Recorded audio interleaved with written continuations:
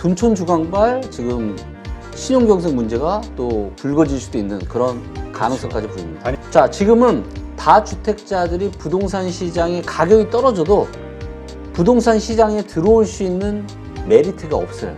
한국 경제에 상당한 충격이 온다. 그리고 저는 개인적으로 이 충격파가 2008년하고는 비교도 안 될 정도로 저는 상당히 위험하다고 보고 있어요. 예, 그 정도의 기간이 지금 달러를 사기 아주 좋은 시기라고 보고 있고, 요즘 부동산 가지고 있으신 분들, 그리고 부동산에 관심 있으신 분들 아마 많이들 힘들어 하시는 상황이지 않을까 싶습니다. 주식 시장도 많이 힘들어 하지만 부동산 시장도 못지않고 더 앞으로 가파른 하락이 있을 거라고 예상이 되고 있기 때문에, 또 그렇게 많은 분들이 생각하고 있기 때문에 점점 더 많은 분들이 고통 속에서 힘들어하는 상황들이 이어지지 않나, 이런 생각이 듭니다. 이런 가운데 요즘 논란이 되고 있는 게 있죠. 둔촌 주공과 관련된 이야기입니다. 청약에 성공했냐 실패했냐. 근데 사실 실패한 것으로 많은 분들이 이야기하고 있는데요. 하여튼 이러한 것들에 대해서 말씀을 듣고자 리치고 김기원 대표님 모셨습니다. 안녕하세요. 네, 안녕하세요. 네. 네. 자, 잠깐 말씀드렸지만 네. 지금 이 둔촌 주공 사실 실패한 거잖아요. 거의 실패에 가깝죠. 참패라고 하던데 어떤 네. 분들은. 네, 맞습니다. 그게 원래 지금 몇 대 몇이 나왔죠? 지금 이제 1순위 청약 경쟁률이 3.7대1 정도가 나왔고 2순위까지 해도 6대1이 안 됩니다. 그러니까 그게 몇백 대 1 기대했던 거 아니에요? 맞습니다. 불과 한 1년 전까지만 해도 뭐 한 170대1 이렇게 보통 나왔었죠. 그리고 이제 서울에 1월 달부터 2022년 1월 달부터 12월 달까지의 평균 청약 경쟁률이 얼마였냐면요. 26.4대 1이었습니다. 불과 지난달까지의 평균 청약 경쟁 26.4대 1이었는데 둔촌 주공이 이제 6대 1도 안 되는 거죠. 아, 그러니 거기가 또 인기 지역이잖아요. 그럼요. 엄청난 대단지에다가 역세권이고 바로 옆에 또 올림픽 공원도 있고. 강동구면은 사실 그 아파트 급등했던 지역, 그러니까 인기가 좋았던 지역이잖아요. 그렇죠. 송파구 바로 옆이거든요. 그렇죠. 네. 그런데도 이런 결과가 나왔다. 이건 그렇죠. 정말 부동산 시장이 얼마나 안 좋은지를 보여주는 단적인 바로미터가- 예죠. 맞습니다. 네. 자, 이렇게 청약이 저조했던 이유 한번 네. 좀 분석을 해주시죠. 이 관련된 것들. 아, 네. 가장 큰 이유는 뭐냐, 뭐, 누구는 뭐 분양가도 높다, 이런저런 말씀들이 있지만, 가장 큰 원인은 뭐냐면, 최근에 급격한 부동산 시장의 하락이에요. 자, 둔촌 주공 이제 84 타입이 지금 13억 정도 하고, 이제 옵션이랑 조금 느는 14억 정도 하거든요. 분양가가. 근데, 입주는 2025년 지금 1월 달이라고 하는데, 이것도 조금 늘어질 수 있어요. 그래서 2025년 초 정도 예상합니다. 그리고 8년 동안 전매 제한이고 2년을 실거주해야 됩니다. 그러니까 입주를 하고 나서 8년 동안 아예 이제 팔 수가 없는 거죠. 그러면 대략적으로 한 돈이 10년 정도 묶여 있어야 되는 건데, 자, 그런데 주변에 지금 상황을 보게 되면요. 요거는 잠깐 화면을 좀 보도록 하겠습니다. 이제 보시는 것처럼 롯데월드가 이쪽에 있고 올림픽 공원이 여기에 있습니다. 그리고 둔촌 주공 아파트가 바로 여기에요. 아, 바로 네, 좋네요. 바로 여기입니다. 바로 여기에요. 예. 그러니까 굉장히 입지가 좋은 곳이죠. 예, 입지가 좋은 곳인데, 둔촌 주공이랑 이제 비교되는 데가 아무래도 이제 헬리오시티입니다. 헬리오시티도 이제 굉장히 대단지죠. 그래서 헬리오시티를 보시게 되면, 요게 이제 지난 5개월 동안 호가가 지금 몇 퍼센트가 빠졌냐면요. 15.8%가 빠졌습니다. 보시면, 한 7월 달 초까지만 하더라도 19억에서 26억 정도 됐거든요. 호가가. 근데 지금 얼마냐면 지금 16억까지 떨어졌습니다. 호가가. 아, 많이 떨어졌네요. 예, 불과 지금 뭐 한 5개월 만에 지금 3억 정도가 떨어진 거죠. 근데 요거는 1년으로 보잖아요. 1년으로 보면 얘가 이제 거의 고가가 22억이었어요. 22억인데 지금 16억까지 떨어진 거죠. 네. 그러면 지금 1년 사이 6억이 떨어진 거잖아요. 근데 둔촌 주공을 입주를 하려면 2년이 넘게 남아 있는 거예요, 지금. 그렇죠. 근데 이 상태로라면 지금 앞으로 1년 뒤에 6억이 떨어질지?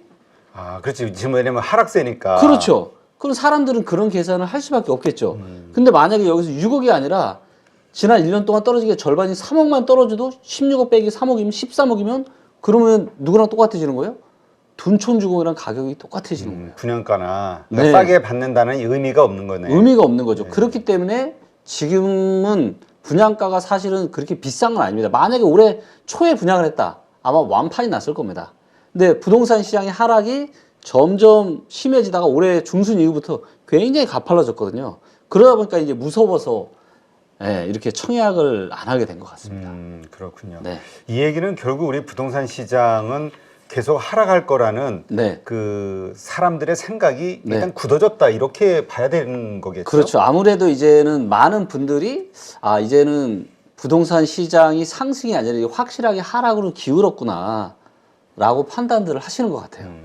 그러니까 만약 지금 당첨된 분들도 지금 당첨돼도 불안하겠네요. 당첨된 분들은 더 불안하죠. 왜냐하면 나 이거 호구되는 거야. 그렇죠. 쉽게 얘기해서. 원래는 뭐 한 100대 1, 뭐 150대 1 이렇게 나올 줄 알고 그러면 또 사람 마음이 야 지금 인기 있는데 내가 됐구나 라고 하면서 계약의 확률도 올라갈 텐데 이제는 계약률이 이렇게 낮으면 이거 뭔가 좀 분위기가 싸하지 않나?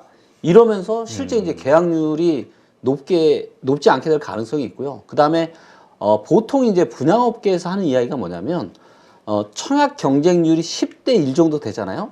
그러면 미분양이 30% 정도 나옵니다. 예, 근데 지금 청약 경쟁률이 10대 1도 안 되는 거잖아요. 그러면 미분양이 30%보다 더 많은 40에서 50% 정도까지도 나올 수 있다라고 저희는 미뤄 짐작해 볼 수 있겠죠. 그렇군요. 지금 이러한 현상, 그러니까 이게 지금 아직 계약도 아니죠. 지금 계약 아니죠. 청약에 당첨된 거니까 그렇죠. 이분들이 계약을 할지 말지 이 계약률에 따라서 또 분위기가 확 달라지겠네요. 그렇죠. 굉장히 중요합니다. 이게 지금 이제 계약이 언제부터냐면 1월 3일부터 17일까지예요. 얼마 안 남았네요. 네, 얼마 안 남았고, 근데 문제는 뭐냐면 이제 기억나시는지 모르겠지만 최근 이제 부동산 PF 하는데 돈 구하기가 힘들었잖아요. 그렇죠. 둔촌주공도 겨우 돈을 구했던 거 혹시 기억나세요? 둔촌주공도 7,200억 정도 조금 넘는 돈을 건설 회사들이 보증을 서서 회사가 누구냐면 주관사가 누구였냐면 KB증권이 5,400억, 그다음에 한국투자증권이 1,800억 정도로 주관을 해서 돈을 마련을 했는데 이게 금리가 12%짜리였어요. 와, 엄청 높네요. 그렇죠. 그리고 이게 단기 대출이었습니다. 이게 만기가 언제냐면 둔촌주공의 계약일이 끝나는 바로 다음 날인 1월 19일이에요. 그럼 만약에 이렇게 이게 청약이 완판이 되지 않거나 좀 네. 차질이 있으면 여러 가지로 또 꼬이겠네. 꼬이죠. 네. 일단은 대출이니까 내 갚아야 돈으로 되잖아요. 갚든가 내 돈으로 갚든가 다른 데서 또 돈을 빌려와서 또 갚든가. 근데 이제 사실 12%의 금리를 가지고 이 돈을 마련을 했다라는 거는 그래도 뭔가 기대감이 있었겠죠. 둔촌주공이 그래도 지금 둔촌인데. 예, 그렇죠. 그런 마음. 하지만 뭔가 시장의 분위기가 싸하니까 금리를 이제 16%를 발행해서 했던 건데 이게 만약에 미계약이 기대하는 것보다 많이 나오게 되면은 이 7천억이 넘는 돈을 차반을 하는데 굉장히 심각한 문제가 발생할 수 있겠죠. 그래서 우리가 강원랜드발 지금 신용경색 문제가 좀 살짝 있다 요즘 주춤한데 그렇죠. 이 둔촌주공 때문에 둔촌주공발 지금 신용경색 문제가 또 불거질 수도 있는 그런 가능성까지 보입니다. 아니, 저부터도 지금 딱 이야기를 들으면서 어떤 네. 생각이 드냐면 이렇게 좋은 PF 사업장인데 그러니까요. 이게 힘들다고 하면 다른 PF들은 지금 어떤 거지? 맞습니다. 이게 딱 떠오르는데. 그렇죠. 그래서 이제 최근에도 이제 뭐 지방에 있는 동울건설이나 이렇게 부도 기사 보셨겠지만 네. 20% 30%의 이런 뭐 사채까지 써가면서 사업을 해보려고 했지만 결국 돈을 구하지 못해서 부도가 난 거잖아요. 작년만 해도 500억이 넘는 매출을 올렸던 굉장히 우량한 회사였는데 근데 둔촌주공마저 그나마 좀 시장이 안 좋아도 그래도 둔촌이니까 될 거야라고 했지만 막상 뚜껑 까보니까 지금 너무 불안한 결과가 나왔고 이게 실제로 사람들이 돈을 넣는 계약일이 다 지나면 이제 명확하게 이제 얼마가 그렇죠. 계약이 안 된지가 나올 거잖아요. 그 결과에 따라서 지금 대한민국의 이 부동산 PF 관련한 이 시장에 엄청난 지금 악영향이 나타날 수도 있는 그런 시기라 봅니다. 그러겠네요. 이게 진짜 지금의 부동산 PF를 그 현장들에 대해서 네. 이게 지금 잔고가 제가 그때 라고 들었던 것 같은데 올해인가 내년도 그 상환해야 될 때. 네. 올해 연말까지도 상환액이 상당히 지금 많이 있고요. 네. 근데 이런 것들이 아주 힘들어질 수 있다. 네. 그렇군요. 그러니까 둔촌주공도 지금 12%로 사업을 해서 했는데 잘 안 된 거잖아요. 그럼 우리가 이제 돈을 빌려주는 입장에서 생각을 해보면 제일 잘 되는 둔촌주공도 지금 이렇게 안 되고 있는데 과연 선뜻 금리를 내가 아무리 받는다라고 해도 어찌됐건 내가 돌려받을 수 있다는 어느 정도의 확신은 좀 있어야 내가 돈을 빌려줄 수 있는 거잖아요. 근데 둔촌주공마저 안 된다면 과연 누가 이 둔촌주공보다 훨씬 더 못한 사업장에 돈을 빌려주겠냐라는 거죠. 그렇군요. 네. 그래서 이것이 상당히 중요한 문제다. 맞습니다. 굉장히 중요한 그리고 트리거가 될 수 있다. 그러니까 우리 그냥 단지 그냥 부동산이 그냥 그 입주하냐 마냐, 네. 뭐 미분양 났냐 이게 중요한 게 아니라 우리 네. 한국 자금 시장, 네, 맞습니다. 금융 시장의 경색에 대한 네. 상황으로 갈 수도 있다. 그렇죠. 그래서 부동산 기업들이 더 동구하기가 훨씬 더 힘들어지는 거죠. 그리고 이게 뭐 사람의 신체도 다 연결되어 있듯이 경제도 또 연결이 되어 있잖아요. 그렇죠. 그럼 부동산 업계에 또 연관되어 있는 금융회사들까지 불똥이 튀게 될 거고요. 예, 자칫 이게 이런 작은 불로 시작을 해서 상당히 또 큰 불로까지 번질 수 있는 그런 가능성이 있는 부분이라고 생각합니다. 그러면 이걸 그래도 좀 긍정적인 부분을 찾아볼 수는 없을까라는 네. 측면에서 네. 왜냐하면 어쨌든 이렇게 떨어질 수도 있지만 나중에 보면 우리가 사실 당첨받는 건 어렵잖아요. 네. 예, 당첨받는 거 어려운데 네. 일단 좀 쉽게 살 수 있어라는 측면에서 네. 여기 좀 있으면 올라가지 않겠어? 지역적으로 위치도 그렇고 입지도 네. 이런 어떤 긍정적인 요소는 없을까요? 저도 좀 긍정적인 요소를 좀 찾았으면 좋겠는데 지금 상황에서는 사실은 긍정적인 요소를 찾기가 너무 힘든 게 이제 우리가 한번 이 집을 이제 우리가 계약을 하는 입장에서 생각을 해보면 이제 5구 타입 같은 경우는 그래도 이제 대출이 좀 되니까 대출이자가 뭐 조금 올라간다고 해도 내가 감당할 수 있으면 할 수는 있겠지만 84 타입 같은 경우는 대출이 안 됩니다. 중도금 대출이 안 돼요. 그러면 이제 결국은 내 돈을 가지고 이제 이걸 해야 되는데 지금은 그리고 이제 8년 동안 팔지를 못하잖아요. 네. 근데 은행에다가 내가 예를 들면 10억이라는 돈을 가지고 내가 한다면 10억이라는 돈을 은행에다 맡기면 이자를 얼마 주죠? 지금은 4에서 5% 정도는 그렇죠. 받을 수 있잖아요. 4에서 5%. 근데 이 돈을 내가 10년 동안 묶어놔야 돼요. 그러면 둔촌주공을 예를 들면 14억에 분양을 84 타입을 옵션 포함해서 14억에 받는다고 하면 이 14억이라는 돈이 8년 동안 입주하고 나서부터 묶이는 거잖아요. 그럼 이게 매년 4, 5%씩은 올라야 지금 금리를 감안을 하면 매년 4, 5%씩은 올라야 은행에 놔두는 거랑 똑같은 본전이 되는 거죠. 그럼 4, 5%로 계산하면 이게 입주하고 나서 8년 뒤에 둔촌주공이 대략 얼마가 돼야 된다는 게 계산이 떨어지는 거죠. 근데 과연 그렇게 될 수 있냐라는 거죠. 그러니까 이익은 안 나더라도 네. 그래도 내가 그 은행에- 원금이라도 그렇죠. 보존한다 그러면 최소한 30%는 올라야 된다. 30%는. 그렇죠. 최소한 은행에다가 내가 돈을 놔뒀을 때에 그 정도의 기대 수익은 내가 둔촌주공을 입주를 해서 내가 거기 살았을 때 그 정도의 상승은 기대할 수 있어야 최소한 아니면 그건 아니더라도 조금 낮더라도 어느 정도는 좀 돼야 사람들이 오케이 내가 한번 해보겠다 이런 생각을 할 수 있을 것 같은데 지금과 같은 이런 상당한 고금리 상황에서는 그게 또 쉽지가 않죠. 그 전에 또 코로나 때문에 대한민국에 얼마 전에 IMF에서도 또 경고를 했잖아요. 23년에 또 10% 이상 한국의 부동산 가격이 떨어질 거다. 근데 저도 이제 거기에 동의를 하는 게 너무나도 이제 코로나 때문에 버블이 너무 심했었거든요. 그렇기 때문에 이제 거품이 지금 계속 빠지는 중이고 이런 거품은 올해가 이제 첫 단추를 낀 거고 내년에도 이어질 거고 아마도 내년이 올해보다 훨씬 더 하락폭이 크지 않을까 생각합니다. 근데 올해 일단 그 뉴스들이 네. 보면은 뭐죠? 정고점 대비 뭐 몇 억이 떨어졌네 이런 이야기들도 많이 나오지만 네. 또 현장에 가 보면은 뭐 별로 없는데 네. 뭐 이런 얘기도 있어요. 별로 네. 빠진 게 없는데 이런 얘기도. 네. 그래서 사실 네. 그 많은 분들이 헷갈려 하시더라고요. 지금 정확한 상황이 어떻습니까? 네. 이것도 하락 제가 상황. 좀 데이터로 명확하게 지금 설명을 좀 드리겠습니다. 자, 먼저 이제 서울에 뭐 저희가 다 보여드릴 수는 없으니까 서울 위주로 일단 말씀을 좀 드리도록 하겠고요. 자, 서울을 보면은 KB부동산 통계 데이터로 보잖아요. 그러면 서울이 매매가가 지금 한 누적으로 2.8%, 전세가가 4.8% 정도 떨어진 걸로 나와요.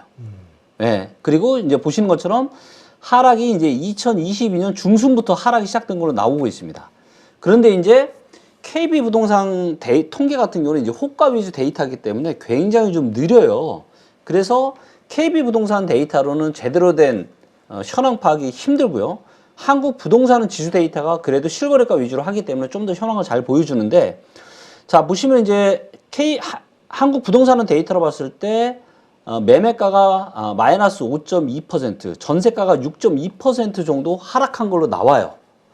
그래서 KB부동산이나 한국부동산은 데이터를 보면 매매가가 한 3에서 한 5% 초반대 정도 빠진 걸로 나오거든요. 근데 실제로 우리가 피부로 느끼는 하락은 이거보다 훨씬 더 강합니다. 그리고 실제 하락도 훨씬 더 강해요. 이게 보시면 아무래도 이제 이 통계 데이터는 어떤 이제 샘플을 따로 뽑아서 만든 데이터다 보니까 제대로 된 어떤 상승과 하락의 증감률을 제대로 보여주지 못하는, 그러니까 전반적인 흐름은 보여주지만 그 하락이나 상승의 폭을 제대로 못 보여주는데요. 이거는 저희가 이제 만든 이 아파트 실거래가 캔들 차트라고 하는 겁니다. 그래서 주식 차트처럼 똑같이 만들어 놨어요. 그래서 얘를 이제 보시면 전고점이 공급 면적 기준으로 4,300만 원 정도 했습니다. 네. 평당. 근데 지금 얼마냐면요. 3,300만 원 정도 합니다. 그러니까 1,000만 원 정도가 빠진 거예요. 즉 지금 이미 한 20% 이상 지금 빠진 걸로 나오거든요. 그리고 요즘은 이제 거래가 워낙 작은 시기이기 때문에 요즘에 제대로 된 흐름을 보시려면은 어떤 데이터를 봐야 되냐면 호가 데이터를 봐야 돼요. 팔려고 내놓은 가격 데이터 있죠. 네. 자, 잠실 쪽에 유명 재건축 대상 아파트 단지 잠실 5단지를 보겠습니다. 잠실 5단지가 최근 6개월 동안 호가가 몇 프로 빠진 걸로 나오고 있죠? 마이너스 25%. 네, 굉장히 하락폭이 큽니다. 그리고 1년은 거의 30% 빠졌어요, 지금.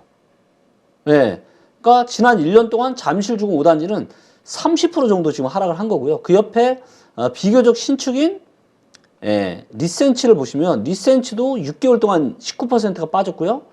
1년 동안 22.4%가 빠졌습니다. 그러니까 굉장히 하락을 많이 한 거죠. 그리고 이쪽에 이제 또 대단지 아파트들을 좀 반포 쪽에서 한번 보시면, 자, 압구정 현대 같은 신현대, 현대 9차, 11차, 12차가 들어간 여기도 보시면 최근 6개월 동안 18.6%가 지금 하락을 했습니다. 그러니까 하락폭이 뭐 이런 압구정동이고 잠실이고 할 거 없이 지금 최근 6개월 동안만 20%에 가까운 굉장히 하락이 큰 것을 알 수가 있습니다. 그렇군요. 네. 그러니까 실질적으로도 데이터로 보면은 많이 하락을 했군요. 그렇죠. 근데 그럼 이런 생각 해볼 수 있잖아요. 아, 이 정도 하락했으면 네. 뭐 많이 하락한 거 아니야? 이제 바닥이지 않을까? 네. 이런 생각. 네. 보통 과거의 데이터를 봤을 때 이런 하락장이 오면은 네. 한 그 고점 대비 몇 프로 정도나 빠졌나요? 고점 대비 뭐 한 20-30% 빠졌을 때도 그러니까, 있었고요. 한 5-60% 빠졌을 때도 있었습니다. 아, 그러면 일단 지금은 20-30%뭐 거의 빠졌는데 네. 더 빠질 수 있다 이렇게 보시는 건가요? 더 빠집니다. 왜냐하면 2020년이나 21년은 지금 여러분들 머릿속에서 지우셔야 돼요. 원래는 이런 상승이, 이런 미친 상승은 원래는 없었어야 됩니다. 근데 코로나가 터졌고, 그러면서 각종 주식, 코인, 부동산, 버블이 생겼고, 기준금리 0.5% 됐고, 그러면서 연끌했고, 거기에 불을 또 지는 게 임대차 3법까지 생기면서 이제 전세를 2년에서 4년으로 바꾸면서 집주인들이 전세 가격을 엄청나게 이제 끌어올렸고, 거기에 이제 매매가가 밀어올려져서 지금 이런 현상이 나타난 거거든요. 그래서 2020년 중순부터 21년 연말까지의 가격은 여러분들 머릿속에 지우셔야 되고요. 그리고 20년 초중반 가격부터 이제 거기서부터 하락이 시작이 되는 겁니다. 정상적인 하락이. 그리고 지금이 그 정도 선이 되는 거고요. 그래서 여러 가지 데이터로 봤을 때 지역마다 조금씩 다르긴 하지만 2017년에서 2018년 정도까지 가격이 하락을 해야, 그 정도는 돼야 이제 무릎 밑이라고 볼 수 있겠습니다. 그럼 지금 앞으로 어느 정도가 더 빠져야 된다고 보는 건가요? 그런 정도라면? 그런 정도라면 지금부터서도 한 20에서 30%또 빠져야죠. 그러니까 전체적으로 따지면 거의 50% 이상 빠지는 거네요. 네, 맞습니다. 그러니까 지금은 어떤 2008년 이후에 나타났던 완만한 하락 패턴이 아니라 97년 IMF 이후에 나타났던 굉장히 이 급락형 패턴에 매우 가깝습니다. 우리가 보통 강남불패라고 해서 강남이라든가 이런 쪽은 좀 괜찮지 않을까 생각했는데 네. 아까 보니까 송파 쪽도 많이 빠진 거 보면은 네. 강남도 지금 그렇게 빠지고 있나요? 강남도 다 빠지고 있고요. 한번 실제로 데이터를 보시면, 자, 여기 보시면 이제 일단 반포자이 아파트 하면 굉장히 유명한 아파트죠. 네, 그래서 반포자이를 한번 보겠습니다. 자, 반포자이도 지난 6개월 동안 지금 호가가 몇 % 떨어졌죠? 13.8% 떨어졌습니다. 거의 14% 정도 떨어졌고요. 지난 1년은 그러니까 올해 한 중순부터 이제 하락을 하기 시작한 겁니다. 반포자이 같은 경우. 네. 그리고 뭐 요 주변에 지금 또 네, 여기 상품 아파트 같은 경우도 상품 아파트 최근 6개월 동안 10% 정도 지금 빠졌죠. 그러니까 딴 데보다는 좀 덜하긴 한데 그렇죠. 조금 덜하긴 하지만 최근 6개월 동안 그래도 한 10%나 조금 그 이상 정도는 다 빠진 거죠. 6개월 만에. 어때요? 근데 나중에 최종적으로 보면 우리 보통 그 강남이 그래도 덜 빠지나요? 아니면 나중에 결국은 다 비슷비슷한 비율로 다 빠지나요? 비슷비슷하고요. 오히려 강남이 더 많이 떨어질 때도 있었습니다. 아, 그래요? 네. 그러니까 여기 이제 데이터를 보면 여기 이제 랭킹에 들어가면 이제 그 최대 가격 하락률이라고 하는 데이터를 만들었는데요. 지난 20년 동안에 서울에서 어디가 제일 많이 하락했는지를 데이터로 보여드리겠습니다. 자, 이제 보시면 지난 20년 동안 데이터로 가장 많이 빠진 곳이 어디냐면 강남구고요. 강남구가 15%, 그 다음에 양천구가 14%. 그래서 지난 20년 동안 서울에서 구 기준으로 가장 많이 하락한 곳은 여러분들이 믿기시지 않으시겠지만 강남이었다. 그러니까 지금 이렇게 빠질 때 강남은 괜찮을 거야라고 생각하고 들어가도 안 된다. 안 된다. 더군다나 지금 강남 같은 경우는 내년과 내후년에 입주 물량이 상당히 많아요. 그래요? 강남에 그렇게 신규 아파트가 있나요? 아, 네. 이것도 뭐 데이터로 바로 보여드릴 수 있는데요. 땅이 없을 것 같은데 지을 땅이. 자, 보시면 이제 요게 이제 강남구의 입주 물량 데이터입니다. 그래서 보시는 것처럼 23년이 4,700세대, 24년이 7,000세대가 조금 넘게 지금 대기를 하고 있어요. 예, 그래서 이제 합하면은 한 12,000세대 가까운 지금 입주 물량이 강남에만 앞으로 2년 동안 집중이 됩니다. 아, 근데 또 그 얘기는 네. 그 12,000명의 그러니까 집주인들은 네. 들어가기 위해서 네. 지금 어디선가 전세를 살고 있을 거 아니에요? 근처에서 보통은 직장과 관련된 곳이니까. 네. 그러면 그게 또 빠져나온다라는 건 또 무슨 하락의 요인이 될 것 같은데 그 주변에. 그게 팔려야 일단은 어찌됐건 잔금을 치러야 되잖아요. 그렇죠. 입주를 한다는 얘기는 뭐냐면 잔금을 치러야 된다는 얘기입니다. 잔금을 치르는 방법은 두 가지가 있어요. 첫 번째는 내가 살고 있던 곳에서 그게 뭐 매매든 전세든 이걸 정리하고 팔아서 팔거나 아니면 전세 자금을 다시 반환 받아서 내가 가지고 있는 돈이랑 합쳐서 잔금을 치러서 입주하는 방법. 그런데 지금 부동산 시장의 문제는 뭐죠? 기존의 부동산이 팔려요, 안 팔려요? 안 팔리죠. 안 팔리죠. 이게 안 팔리면 이 안 팔리는 돈은 전부 다 묶여 있는 돈이에요. 그러면 방법은 뭐밖에 없죠? 세입자를 받는 수밖에 없죠. 그렇죠. 세입자를 받아서 내가 가지고 있는 돈이랑 합해서 잔금을 치러야 되는데 지금은 강남도 전세 가격이 어떻죠? 몇 억씩 뚝뚝 떨어지고 있다는 신문기사 보셨죠? 그렇죠. 예. 근데 이렇게 입주 물량까지 많으면 전세 가격은 더 떨어지죠. 그리고 그 영향으로 주변의 집값도 더 떨어질 것이고, 그렇죠. 전세값도 더 떨어질 맞습니다. 것이고, 그러니까 네. 결국은 지속적으로 하락으로 유도하는 네. 어떤 현상으로 봐야겠고요. 그러니까 이게 그런 이야기가 있잖아요. 안 좋은 건 한꺼번에 터진다는 얘기가 있죠. 그렇죠. 이게 서로 다 맞물려. 하나가 이것 때문에 또 이게 안 되고 이게 안 되고 또 다른 게 안 좋아. 계속 이게 맞물려서 어떻게 보면 이렇게 소용돌이처럼 지금 하락에 지금 장세가 진행이 되고 있습니다. 네, 알겠습니다. 이렇게 현재 부동산 시장은 안 좋은 상황이라는 거, 그리고 네. 그 안 좋은 상황에 더 불을 끼얹게 될 것이 바로 지금 둔촌주공의 네. 그 문제. 계약이 어떻게 될 내년 거냐. 1월 1월 3일부터 1월 17일까지가 계약일이고요. 19일이 그 대출의 만기일입니다. 요것이 어떻게 잘 해결되느냐에 따라서 부동산 시장만이 아니라 우리 금융 전체에 맞습니다. 충격이 올 수도 있다. 네. 네, 이해하겠습니다. 자, 그러면 이제 정부 입장에서도 이걸 그 두고 볼 수는 없잖아요. 맞습니다. 연착륙을 원하지 네. 경착륙 해가지고 뭔가 경제에 어떤 충격이 오는 거는 원하지 않을 테니까 이제 네. 어떤 규제 정책을 자꾸 완화한다든지 아니면 네. 뭔가 이 부동산 시장을 안정화시키기 위한 정책을 네. 대책을 내놓을 것 같은데요. 맞습니다. 네, 네. 그래서 이제 지금 부랴부랴 이런 정책들을 내세우고 있고요. 또 기억하시겠지만 얼마 전에 그 빌라왕이 이렇게 아, 맞아요. 예, 그러면서 이제 세입자들이 1100 몇십 채라고 얼핏 들은 거 네, 네. 몇백 채? 네. 그래서 이제 그런 것들이 어떤 사회적인 지금 문제가 되면서 대책들을 계속 좀 쏟아내고 있고요. 네, 하지만 이제 이런 대책들이 대세를 돌리기에는 이제 여전히 아직은 미약한 우리가 이제 그런 게 있잖아요. 부동산 시장이 뜨겁게 달아오르면 정부가 규제를 합니다. 근데 정부가 규제를 하니까 아 이제 못 오르겠구나라고 생각이 들 수 있잖아요. 하지만 그렇죠. 잠깐 주춤하다가 더 뜨겁게 달아오르잖아요. 지난 몇 년간 그랬죠. 그렇죠. 근데 부동산 시장이 이렇게 안 좋아지면 그때는 정부에서도 규제를 하나씩 제거합니다. 그리고 규제를 제거한 걸 넘어서 부양 정책까지 하거든요. 근데 그래도 시장이 바로 안 살아나요. 왜냐하면 누누이 말씀드리지만 부동산 시장은 거대한 항공모험과 같거든요. 그렇기 때문에 한쪽으로 방향이 정해지면 그쪽 방향으로 이렇게 계속 가려고 하는 그런 특징들이 있습니다.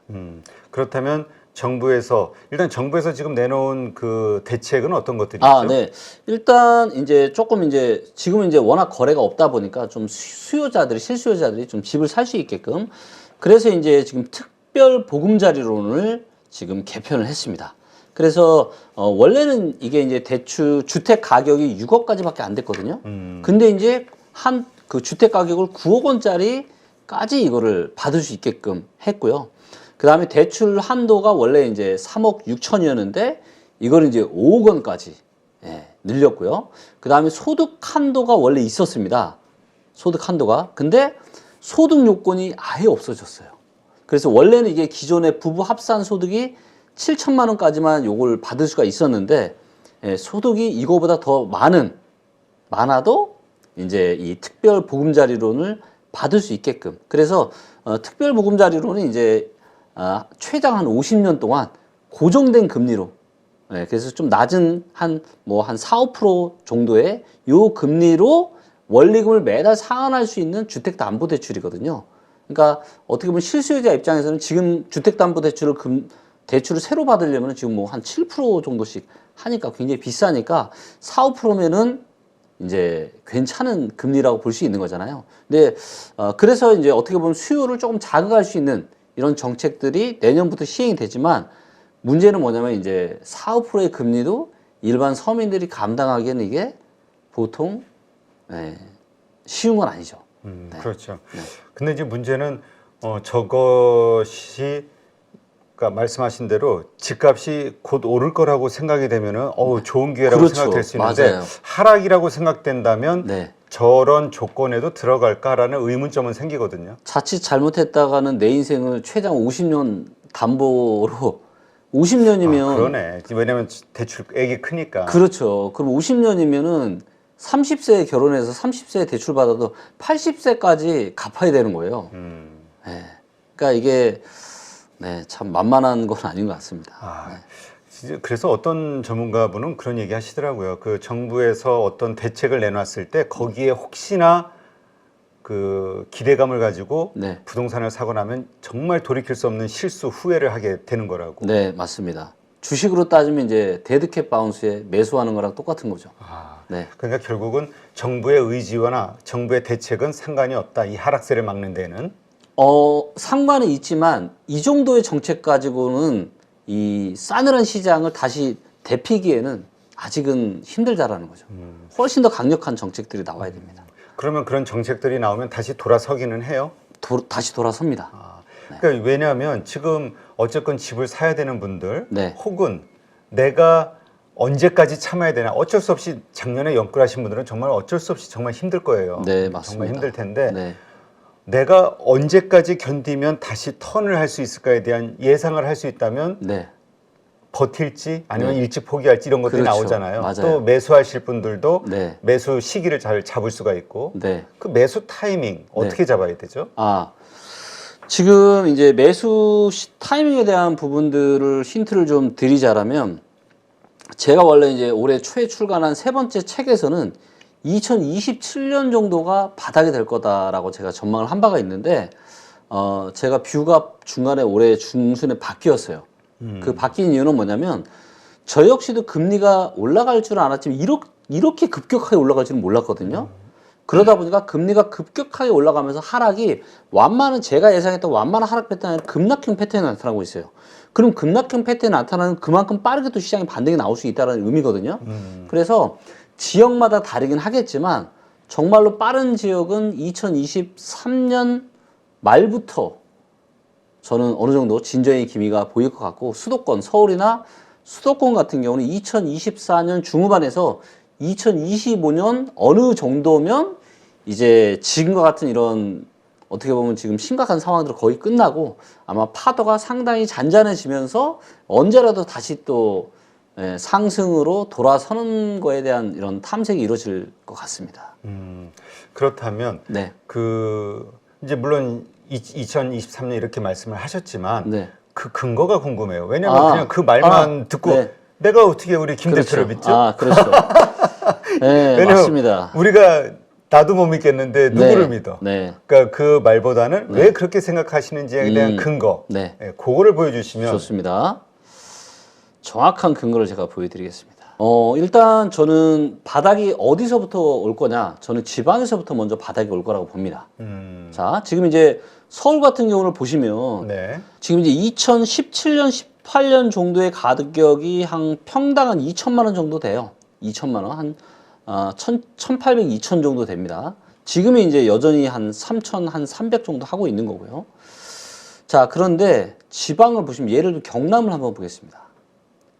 자, 경남은 어떻죠? 지금 2013년 10월 달부터 평당 한 650 정도에서 플러스 마이너스 한 50만 원 정도를 굉장히 오랜 기간 횡보를 하고 있었어요. 그리고 좀 올랐다가 지금 분위기가 안 좋으니까 덩달아 지금 떨어지고 있거든요. 자, 이 가격에서 조금만 더 떨어지면은 언제적 가격이면 2013년 9월 달 가격입니다. 그러니까 많이 안 올랐었군요. 많이 안 올랐죠. 예. 많이 안 올랐었고요. 그래서 여기서 아마 지방도 더 떨어질 겁니다. 하지만 떨어지게 되면 이제 조금만 더 떨어지면 이제는 2013, 14 이런 가격대까지 떨어지는 거고, 근데 잘 아시겠지만 2013년, 14년에 아파트를 짓는 원가와 지금의 원가는 완전히 다릅니다. 그렇죠. 지금 또 비싸니까. 그렇죠. 제가 이제 물어봤는데 공급 면적 기준으로 지금 아파트 한 채를 짓는 건축비가 지금 지방이 500만 원 정도 한다고 합니다. 평당? 예, 평당 지방이 땅값까지 포함해서요? 땅값 빼고요. 빼고? 네, 땅값 빼고. 그다음에 수도권이 한 700에서 800만 원 정도 된다고 합니다. 예.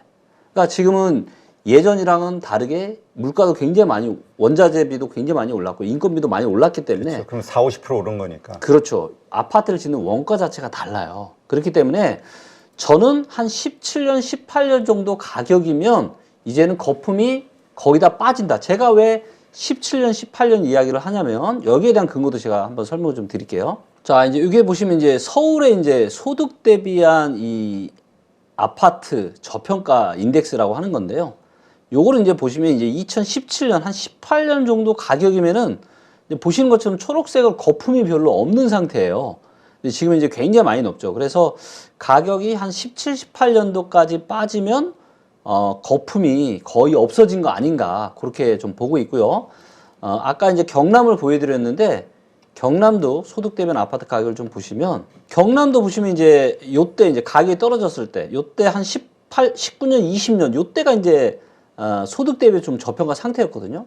그렇다면 경남의 18, 19년 가격이면은 평당 한 얘는 이제 전용 면적 기준입니다. 공급 면적이 아니고요. 얘는 전용 면적 기준으로 지금 600만 원 정도 되는 거예요. 그러니까 이 정도면은 소득 대비해서 그 당시 소득으로 저평가인데 18, 19년보다는 경남도 지금 소득이 더 올랐을 거 아니에요. 그러니까 한 평당 600에서 650 정도면은 상당히 저는 메리트 있는 수준이다. 근데 여기서 좀만 더 떨어지면 그 정도 가격이 되는 거예요. 그래서 저는 앞으로 1년 정도 후면은 지금 요만큼 떨어졌으니까 앞으로 1년 정도 떨어지면 이 정도 될 거거든요. 그러면 경남, 그 다음에 또 그런 데가 경북도 그렇고요. 보시면 이제 좀 오르다가 다시 지금 좀만 더 떨어지면 이 정도 한 450까지 내려오겠죠. 네. 그 다음에 이제 충남도 보시면 요때 이제 한 평당 한 550 정도인데 지금 벌써 평당 600 초반까지 떨어졌어요. 그렇기 때문에 지금 이제 분위기가 안 좋아지니까 그간 별로 오르지 못했던 지방들도 덩달아서 떨어지고 있거든요.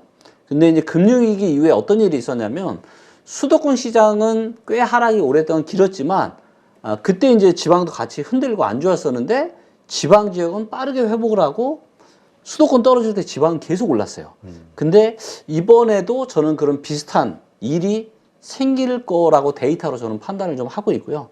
그래서 빠르면 내년, 지금 이제 계속 더 떨어지면 빠르면 내년 말 정도에는 일부 지방에서는 좋은 매수 기회가 오지 않겠나. 바닥권에 대한. 그렇죠. 그럼 그리고 나서 이제 서울 쪽에서 대도시에서도 그렇게 될 것이다. 여기에 턴과 함께.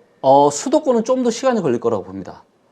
지방은 이제 일부 지방은 13년 말이나 14년 초 정도를 예상을 하고 있는데 수도권은 이제 2024년 말이나 25년 정도 지금 예상을 하고 있습니다. 그러니까 수도권 지방보다는 조금 더 턴하는 속도가 그리고 그렇죠. 더 많이 빠져야 되고. 맞습니다. 지금 아까 정부 정책에 의해서 되돌아설 수 있다고 말씀하셨잖아요. 그러니까 정부가 그런 힘은 있는 거잖아요. 있죠. 그럼 중간에라도 그런 힘이 나온다고 했을 때는 또 네. 반등할 수 있지 않을까요? 네, 맞습니다. 근데 그게 어떤 힘일까요? 네. 어떤 정책? 자, 부동산 시장에는 두 부류의 사람들이 있습니다. 첫째는 일반 그냥 내 집을 사려고 하는 그냥 일반 무주택자나 1주택자. 두 번째는 투자자라고 할 수 있는 다주택자들입니다.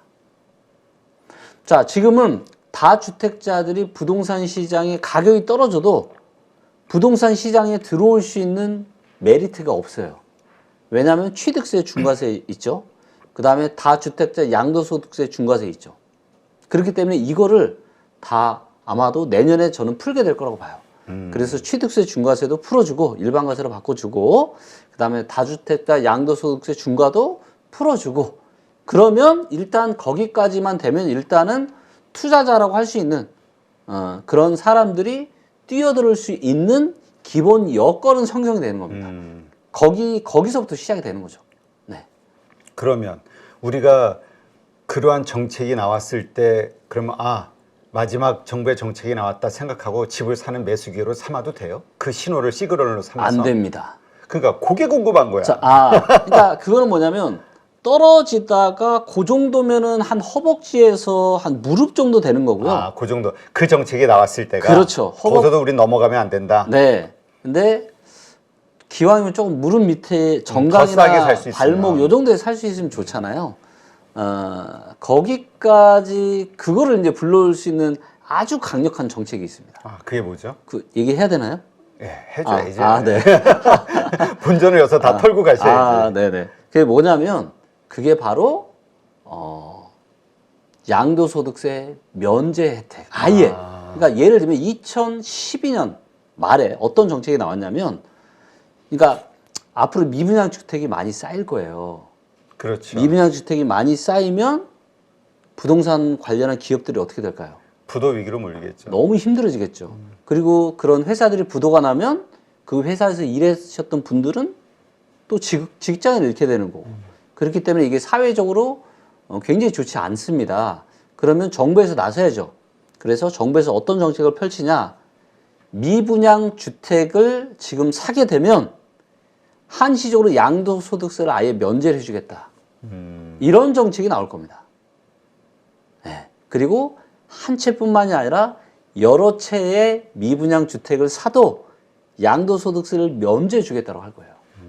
자, 그러니까 우리가 부동산이 뭐 타이밍만 잘 잡은 수익이 굉장히 크잖아요. 그렇죠. 근데 세금이 크죠.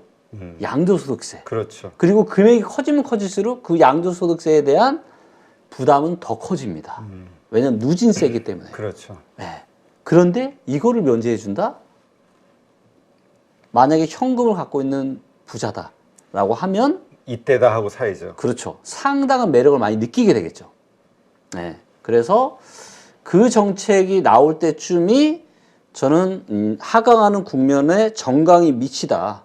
그리고 모든 투자의 찐바닥은 그 누구도 사실은 알기 힘들잖아요. 그리고 그런 것들을 반복할 수도 없고. 하지만 다양한 데이터에 근거하면 이게 뭐 정강이 미친지 어깨 위인지 정도는 알 수가 있거든요. 그래서 정강이 밑 정도면은 그래도 좀 사볼만 하겠다라고 생각합니다. 네, 그렇군요. 바로 이러한 신호들이 나왔을 때 사실 그 전까지는 우리가 일반적으로 알고 있는 거는 거래량, 네. 거래량이 갑자기 바뀌는 순간이 또 네. 매도의 타이밍이다. 아, 네. 이렇게 이해를 했었는데 네. 부동산도. 아, 네, 그 부분도 맞습니다. 그 부분도 제가 데이터로 똑같이 설명을 좀 드려볼게요. 그러니까 이제 시그널이 여러 개가 있는데 네. 이런 여러 것들을 다 좀 종합적으로 검토해 가면서 네. 결정을 해야 되겠군요. 맞습니다. 예, 사람도 진바닥에 대한 확인을. 맞습니다. 예. 자, 이제 보시면 요게 이제 수도권의 이제 거래량 데이터입니다. 근데 보시면 아시겠지만 제가 말씀드렸던 그런 미분양 그런 혜택들이 나왔던 게 이때예요. 이때. 근데 보시면 거래량 출렁출렁하면서 고점이 계속 낮아지죠. 시장의 에너지가 계속 낮아진다라는 거예요. 근데 이 하락 추세를 깨고 반전이 된 게 2012년 연말 그리고 13년 초중반. 즉 이때서부터 시장이 다시 살아나는 거죠. 그래서 말씀하신 것처럼 이렇게 죽어있던 거래량이 다시 살아난다라는 거는 누군가 매수자가 있기 때문에 살아나는 거거든요. 그렇죠. 네, 그래서 앞으로 또 거래량이 이렇게 늘어나는 걸 확인을 하신다면 아 뭔가 지금 시장의 분위기가 좋아지고 있구나라고 판단하시면 되겠죠. 이 거래량은 어떻게 월 단위로 봐요? 아니면 주 예, 단위로 봐요? 월 단위로 지금 보는 데이터. 아, 월 단위로. 네, 네. 알겠습니다. 이러한 현상들. 네, 근데 지금 이런 상황에서의 흐름이잖아요. 네, 그런데 요즘 내년도에 네. 경제 위기가 터질 것이다라고 걱정하는 분들이 참 많아요. 네. 왜냐하면 연준의 공격적인 금리 인상, 네. 이러한 현상이 벌어졌을 때는 항상 신흥국 위기가 터졌었다. 금리발. 네, 이런 이야기들을 하면서 네. 또 새로운 어떤 자산 시장의 폭락에 대해서 이야기하는 분들이 있거든요. 네. 일단 그 부분은 어떻게 보세요? 확률적으로 봤을 때 우리가 사고가 터질지 안 터질지는 그 누구도 확신할 수는 없지만 그렇죠. 여러 가지 정황 데이터로 봤을 때는 사고가 날 가능성이 그 어느 때보다 높다. 그렇기 때문에 우리가 자동차 보험을 가입 안 하신 분은 없잖아요. 그렇죠. 예, 저도 사고 난 적이 거의 없거든요. 하지만 자동차 보험은 가입을 합니다. 왜? 혹시라도 그런 일이 생기게 되면 치명적인 그런 문제가 생기기 때문에 거기에 대한 부분으로 보험을 가입을 하는 거잖아요. 네. 근데 저는 이 자산 관리도 똑같다고 생각을 합니다. 지금 뭐 내년에 경제 위기가 올지 안 올지 설왕설래가 많지만 분명한 건 뭐냐 여러 가지 데이터들을 보게 되면 상황이 정말로 좋지 않습니다. 지금 일례로 한번 이 데이터를 잠깐 보여드릴게요. 네. 지금 사실 이번에 파월 12월 FOMC 회의 이후 파월의 발언 그리고 그 점도표 이런 것들을 보면서 상당히 다들 내년에 대해서 걱정을 하시는 분이 확 또 늘어났거든요. 자산 시장도 물론 급락을 그렇죠. 했고. 그렇죠. 그러니까 일단 개인들은 코로나 이 버블 때문에 빚이 너무 많습니다. 그렇죠. 신용대출, 담보대출 일단 대출이 너무 많고요. 근데 금리가 급격하게 올라가죠. 거기 물가 상승까지 있다 보니까 사람들의 호주머니 사정은 역대적으로 안 좋을 수밖에 없습니다. 거기다 이제 기업이 문제인데 한국은 수출로 밥 먹고 사는 나라인데 요게 이제 한국 무역 수지 데이터입니다. 제가 이제 뭐 신문지상에서 뭐 한국의 무역 수지가 지금 심각하다 하는데 이 오랜 기간에 시계열 차트가 없는 거예요. 그래서 이제 요거를 만들었는데 자 보시면 요 0이 여기 있습니다. 0이. 그래서 0보다 높으면 한국이 무역을 통해서 돈을 잘 벌고 있는 거고 얘가 이제 0 밑으로 떨어지면 그만큼 적자가 나는 거잖아요. 네. 근데 지금 보시면 어때요? 이 적자 폭이 역사상 최악입니다, 지금. 예. 가장 많은 지금 적자 폭을 지금 보이고 있고요. 또 수출도 그동안은 증감률이 떨어졌던 거죠. 네. 증감률이. 근데 최근 두 달은 어떻죠? 그렇죠. 완전 마이너스. 적자였죠. 그렇죠. 마이너스로 지금. 규모가 줄었으니까. 그러니까요. 거기다 이제 금리는 더 올라갈 거고. 그리고 금리가 충격이 바로 오지 않아요. 그러니까 예를 들면 기준금리 바로 오른다고 내 뭐 신용대출 금리나 주택담보대출 금리가 바로 오르는 게 아니잖아요. 기준금리가 오르고 나서 실제로 이게 사람들의 피부로 오기까지는 시간이 걸립니다. 근데 작년 8월 달부터 한국의 기준금리가 올라가기 시작했잖아요. 그리고 거기에 대한 여파가 이제 본격적으로 이제 저희한테 오는 시기가 이제 2023년이라고 보고 있는 거고요. 그렇기 때문에 사고가 날지 안 날지는 모르지만 사고가 난다라고 가정을 하고 그에 따른 보험을 가입을 하시는 게 저는 아주 중요하다고 생각합니다. 자, 그 보험이라는 게 뭘까요? 그거는 이제 고민을 해보셔야죠. 자, 만약에 혹시라도 그런 일이 생긴다 라면 주식은 폭락하겠죠. 부동산도 폭락하겠죠. 그러면 뭐 몇 가지 없잖아. 그럼 채권이 있을 거고, 그 다음에 금과 같은 대체 투자가 있을 거고, 달러가 있겠죠. 자, 그런데 이런 시기에는 어떤 자산이 제일 좋을까요? 일단 채권 같은 경우는 금리가 최소한 멈추기라도 해야 됩니다. 그렇죠. 예, 금리가 이렇게 인상되는 시기에 채권 투자하는 거는 저는 좀 아닌 것 같고요. 채권 투자는 금리가 인하가 될 때 수익이 크게 나는 금융 상품이거든요. 그렇기 때문에 채권은 아직은 뭐 내년에 금리가 어떻게 될지 모르겠지만 지금의 기조가 이어지고 내년까지는 금리 인하 기대하지 마라고 파월이 얘기했잖아요. 그렇죠. 그렇기 때문에 채권은 아닌 것 같고 그렇다면 그런 위기의 시기에 빚을 발할 수 있는 자산은 딱 하나밖에 없다고 생각합니다. 바로 달러죠. 네. 근데 그 달러와 관련해서 네. 우리 이제 사실 지난번 출연하셨을 때가 거의 1,400원대 네. 근처였던 걸로 기억이 나요. 네. 그리고 만약에 안 좋아지면은 뭐 네. 1,600원 혹은 그 이상까지도 맞아요. 위기가 되면 갈 수 있다. 그 데이터 네. 상으로는 네. 열려 있다 시장이. 네. 그거 보고 또 많은 분들이 네. 또 화를 내시더라고. 아. 그러면 한국 경제 망하는 건데 그런 일은 없다. 네. 근데 그 이후로 다시 1,300원대로 밀려 내려왔어요. 네. 그러다 보니까 들고 있는 분들이 이거 다시 원위치로 1,200원대로 가는 거 아니야? 지금이라도 달러 팔아야 되는 거 아니야? 이런 네. 고민을 하게 되는 네. 시점이 돼 버렸어요. 네. 어떻게 보세요? 그러니까 이게 참 저는 안타까운 게 뭐냐면요. 너무 투자 목적으로만 생각하시는 거예요. 우리가 전체적인 내 자산을 놓고 그러니까 나이가 어느 정도 차시고 자산 규모가 어느 정도 되면 자산 규모가 좀 있잖아요. 그렇기 때문에 이제 뭐 사업 자산이 있고 부동산 자산이 있고 금융 자산이 있는데 저는 달러를 제가 이제 1,200원대 초반대부터 제가 달러 이야기를 했었고 작년 연말에 부동산을 일부 팔아서 제가 달러를 사놓은 거였거든요. 근데 그 달러를 산 이유는 제가 돈을 벌려고 달러를 산 게 아니라 혹시라도 여러 데이터가 이야기하는 대로 부동산 시장이 하락하고 뭔가 이게 경제 충격까지 오게 된다라면 그러면 이제 제가 가지고 있는 부동산이 떨어질 거잖아. 그럼 그때 올라갈 수 있는 게 달러기 때문에 제가 해증 목적으로 그래서 이런 상황이 되든 저런 상황이 되든 크게 내 전체적인 자산에는 이상이 없게끔 해지 목적으로 제가 달러를 제가 산 거였고 달러를 말씀드린 거예요. 근데 지금 뭐 달러 지금 샀는데 얘가 돈이 되니 안 되니 이렇게 어떻게 보면 자산 관리에 대한 접근을 하시게 되면 이제 알아맞추기 게임을 하는 거고 이거는 제가 보기에는 이거는 저는 노답이라고 생각하고 그러니까 있고요. 포트폴리오상. 그렇죠. 네, 그래서 뭐 지금 시청자분들 중에서는 부동산 자산이나 주식 자산이 있으신 분들이 계실 거잖아요. 그러면 근데 지금 상황은 언제 어디서 지금 사고가 터질지 모릅니다.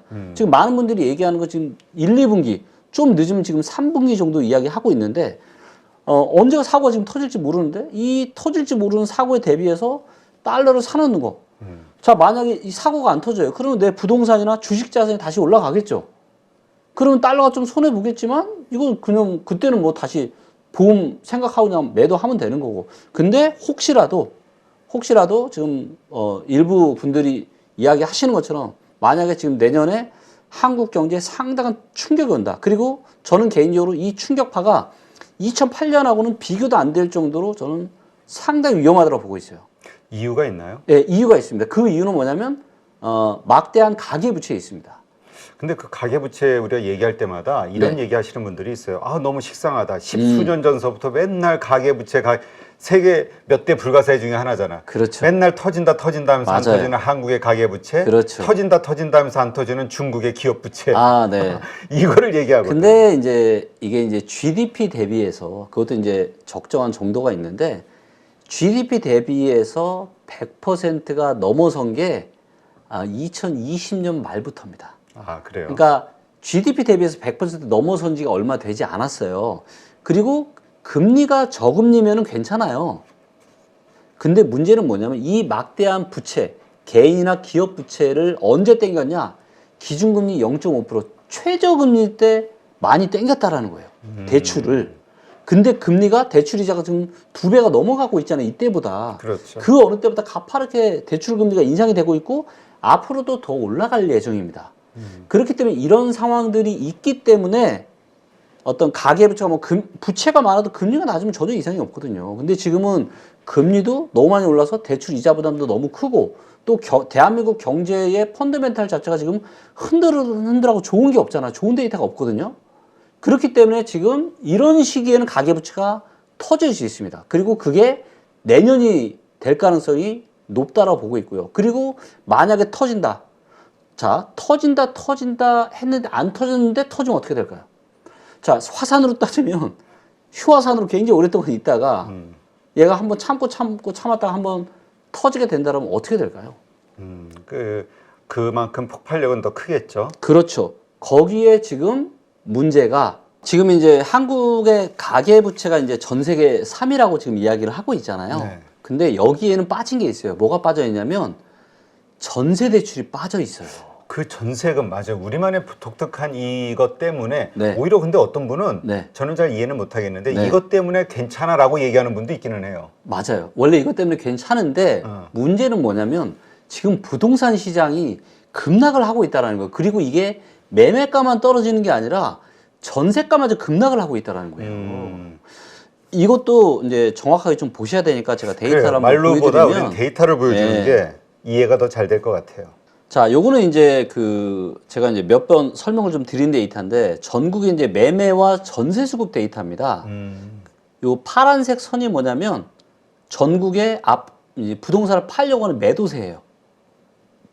네. 요 데이터가 2003년 중순부터 나왔거든요. 음. 매도세가 지난 20년 중에서 언제가 제일 높죠? 파란색이 지금이 제일 높습니다. 지난 20년 중에서 지금보다 부동산에 대한 이 매도세가 강했을 때가 없었다고요. 지금이 가장 강합니다. 자, 근데 문제는 요 밑에 보시면 요게 전세 수급이라고 하는 건데 네. 막대 그래프를 좀 보시고요. 이 막대 그래프가 언제가 제일 낮아요? 지금이 제일 낮습니다. 자, 이 얘기는 무슨 얘기냐면 지난 20년 동안 전세가 수요보다 공급이 가장 많은 시기라는 거예요. 지금이. 그러면 전세 가격이 어떻게 될까요? 떨어지겠죠. 떨어지죠. 그래서 많은 전문가 분들의 예상과는 다르게 지금 매매가와 전세가가 동반급락하는 아주 특이한 현상이 나타나고 있고 이것 때문에 역전세 문제가 발생을 하고 있어요. 그렇기 때문에 지금과 같은 시기에는 이 전세 대출이 굉장히 지금 위험해지고 있는 시기가 됐는데 이 전세 대출까지 만약에 대출 금액에 포함을 시키면 지금 GDP 대비해서 150%가 넘는 지금 전 세계에서 가장 높은 수준이 바로 한국이 되는 겁니다. 가계 부채 문제가. 그래서 사실 좀 식상하실 수 있지만 문제는 지금은 상황이 식상하지가 않은 거예요, 지금. 지금 보니까 말씀대로 위기가 이번에 한꺼번에 몰려온 거네요. 네. 가계부채 예전과는 다르게 가계부채 문제도 높지만 네. 금리와 부동산 가격 하락과 전세 가격 하락. 그렇죠. 전세도 지금 하락을 하고 있는 게 문제다라는 거죠. 그래서 지금 역전세가 발생하고 이게 되면은 전세도 다 대출인데 만약에 집주인들이 전세금 못 내주면 어떻게 되겠습니까? 이런 일들이 이미 발생을 하고 있어요. 그러니까 우리 아까도 잠깐 얘기했지만 그 빌라왕인가 네네. 사망하신 그분의 그 천 몇백 채 그 네. 세입자들이 지금 대책이 없다고. 그러니까요. 빌라 가격이 너무 떨어져가지고. 맞습니다. 네. 그 연쇄 반응으로 다 힘들어지는 상황이 오겠군요. 맞습니다. 그래서 지금은 저는 이게 뭐 달러를 이걸 뭐 해서 돈을 번자 이런 개념이 아니라 혹시라도 우리가 어떤 사고가 생길 수 있는 지금 여러 정황 데이터들이 있으니까 보험처럼 그냥 갖고 있자. 그리고 보험이라는 게 뭐예요? 발생할 가능성은 작지만 혹시 발생하면 나를 지켜줄 수 있는 게 보험인 거잖아요. 그래서 혹시라도 그런 일이 발생하게 될 경우에 보유하고 있는 부동산이나 주식은 좀 떨어질 수 있겠지만 달러가 올라서 해칭이 되니까 내 전반적인 자산에는 큰 이상이 없다. 이런 개념으로 달러를 생각하시는 게 좋을 것 같습니다. 근데 이것도 있는 분들의 영역인 것 같아요. 왜냐하면 내가 집값은 예를 들어서 10억인데 네. 얼마 떨어져도 몇 억인데 네. 내가 그 몇 억의 현금을 달러로 바꿀 수는 없는 상황에 있잖아요. 보통은. 그렇죠. 해봐야 뭐 몇백만 원, 몇천만 원이겠지 네, 많아봐야. 네, 일반적인 분들이라면. 맞습니다. 그러면 요거 가지고 과연 내가 무슨 해칭이 되겠느냐라고 생각하시면서 달러 매입을 포기하시는 분들도 많더라고요. 그럴 수 있죠. 그러니까 아예 대상이 안 된다 생각하고. 예, 예. 그러면 이제 뭐 몇 가지 방법을 더 생각을 해야죠. 더 뭔가 레버리지가 있는 걸 생각을 하시든가, 뭐 예를 들면 달러 같은 경우도 달러 레버리지라고 하는 게 있거든요. ETF. 예, 예. 그래서 달러의 뭐 등락폭의 2배까지 움직이는 뭐 이런 상품이나 여러 가지 좀 찾아보시면 또 레버리지 작은 돈으로도 좀 해칭을 할 수 있는 레버리지 상품들이 있으니까. 아니면 또 그렇게도 봐야겠네요. 이걸 뭐 진짜 100% 해칭을 한다는 건 어려운 거고. 맞아요. 조금이나마. 그럼요. 그래도 맞습니다. 작게라도 네. 그 뭐죠? 부가 수익을 좀 내서 그렇죠. 심리적 안정감을 주는. 네. 지금 이제 혹시 신문 기사 보신 분들은 아시겠지만 얼마 전에 삼성생명이 3조 6천억을 지금 마이너스 통장을 만들어 놨습니다. 아, 그래요? 어떤 네. 의미죠, 그게? 지금 기사에 나온 바에 의하면 삼성생명은 내년 어느 즈음에 한 달 정도는 IMF 때와 같은 긴박한 돈맥경화 현상이 나타날 거다라고 지금 생각하고 보험처럼 지금 3조 6천억이라는 엄청난 지금 돈을 지금 마이너스로 지금 해놓은 거죠. 그러니까 그때는 언제든 대출이 일으킬 수 있는. 언제든 내가 이걸 유동성을 활용을 할 수가 있으니까. 내년 하반기? 아니요, 내년 언제쯤이라고 내년 어느 즈음에 혹시나 가능성에 대비해서. 그렇죠. 근데 그 규모가 역대급이라는 거죠. 그만큼 이제 큰 회사에서는 뭔가 지금 준비를 하고 있다라는 거죠.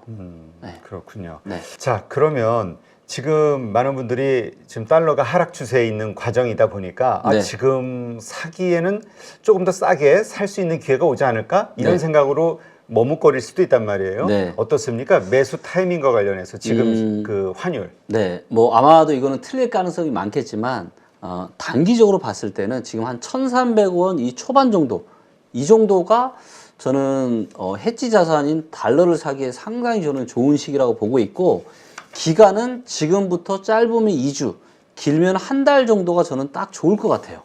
예, 그 정도의 기간이 지금 달러를 사기 아주 좋은 시기라고 보고 있고, 지금 이제 어떻게 보면 달러랑 주식이랑은 좀 반대 관계잖아요. 네. 근데 주식도 지금 이 단기 상승 2,500 지금 1 정도 찍었다가 지금 다시 또 하락을 하고 있잖아요. 그래서 주식이 다시 조금씩 지금 떨어지고 있는 이런 상황이고, 근데 이제 그에 비해서 아직 환율은 많이 오르지를 지금 못했거든요. 그렇기 때문에 혹시라도 이제 고민을 좀 하시는 분들은 꼭 돈을 벌려고 하는 그런 개념이 아니라 해지 차원에서 포트폴리오의 개념으로 달러의 일부를 지금부터 한 2주나 길면 한 달 정도 이렇게 조금씩 사시면 저는 괜찮은, 분할해서 최고의 선택은 아니겠지만 그래도 혹시라도 모를 상황에 나를 지켜줄 수 있는 괜찮은 방법이라고 생각합니다. 네. 근데 그런 말씀을 듣다 보니까 그럼 우리 주식 가장 위험 자산이라고 보는 이 주식도 지금은 할 때가 아니다 이렇게 들리거든요. 네, 주식은 저는 지금은 할 때가 아니다라고 생각합니다. 네. 그러면 그 지금 근데 이제 주식과 관련해서 이미 물려 있는 분들이 참 많잖아요. 너무 그러니까 많죠. 지금 손절해서 몇십 프로씩 반토막 나신 분들도 하다하니까 네. 지금 팔기는 참 어려운 상황인데 네. 그럼 이런 분들은 그냥 들고서는 고통을 감내하면 네. 그냥 버티면 네. 잘 버티면 나중엔 다시 좋아질 수 있냐 이거에 대한 그 고민이 생길 수밖에 없어요. 네. 근데 그럴 수도 없다 그러면 네. 지금이라도 팔아야 되는 거고. 그래서 이거 참 제일 어려운 질문인데, 그렇죠. 이제 근데 이제 여러분들, 그러니까 저는 그렇게 생각합니다. 이게 투자는 나만의 원칙이 있어야 됩니다. 나만의 투자에 대한 원칙이 있어야 돼요. 그래서 저는 이제 제가 부동산 빅데이터 전문가다 보니까 제가 지금 부동산을 투자해도 되는지에 대한 투자 체크리스트가 있어요. 그리고 서울에 지금 투자해도 되는지 체크리스트가 있고요. 지금 강남구에 투자해도 되는지 체크리스트가 있고, 지금 반포자이를 사도 괜찮은지에 대한 투자 체크리스트를 지금 계속 만들고 있습니다. 그리고 이걸 자동화하는 작업도 하고 있고, 여기에 곁들여서 제가 주식 전문가는 아니지만 그래도 저도 이제 나름 주식에 대한 공부도 예전에 많이 오래 했고, 여러 가지 제가 중요하게 생각하는 경제 관련 데이터들이 있는데, 이걸 가지고 또 제가 주식 투자 체크리스트도 만들었습니다. 얼마 전에. 그러니까 내가 우리 김 대표 주식 개인적으로 잘하시는 걸 아니까 네. 그래서 이제 드린 질문에 우리 김 대표님은 어떤 생각을 가지고 계실까? 네. 이게 물론 정답은 아니라 우리 네. 개인적인 의견. 네, 네. 근데 이 주식 투자 체크리스트를 만들어 보니까 저는 좀 명확하게 보이더라고요. 지금 대한민국 주식이 싼 거는 맞다. 비싸냐 쌌냐를 따졌을 때 지금은 한 무릎 정도 되는 거는 맞다. 이거는 맞아요.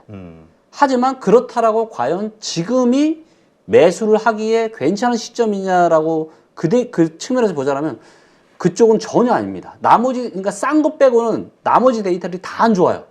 그래서 저는 드는 생각이 뭐냐. 조금 더 비싸게 사더라도